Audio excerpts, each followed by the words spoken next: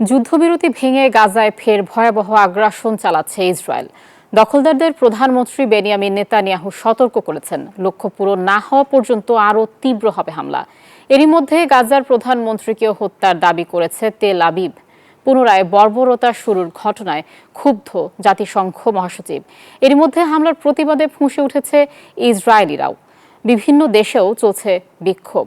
Israeli আগ্রাসনে এক রাতেই ফিলিস্তিনের গাজায় ফের প্রাণ হারালো শত শত মানুষ, হতাহত হয়েছেন শত শত।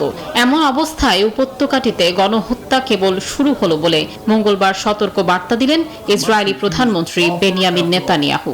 দখলদারদের নেতা জানান, ভবিষ্যতের যুদ্ধবিরতি আলোচনা অনুষ্ঠিত হবে আক্রমণের মুখে।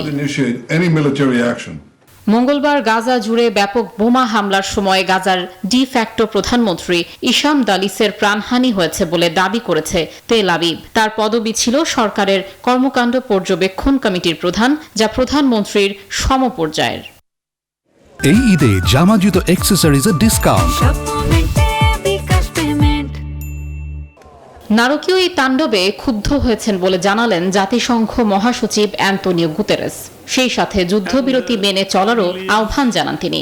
গাজা যুদ্ধ শেষ না হওয়া পর্যন্ত ইসরায়েলের বিভিন্ন লক্ষ্যবস্তুতে আঘাত হানা অব্যাহত রাখার অঙ্গীকার করেছে ইয়েমেনের হুতি বিদ্রোহীরা। নেতানিয়াহু বাহিনীর ভয়াবহ আগ্রাসনের প্রতিবাদে ফুঁসে উঠেছেন ইসরায়েলের সাধারণ জনগণ। তেল আবিবে বিক্ষোভ করেছেন হাজার হাজার মানুষ। বিক্ষোভ হয়েছে ফ্রান্স, জর্ডান সহ বিভিন্ন দেশেও। করা হয়েছে তীব্র প্রতিবাদ। Desk report, news 24।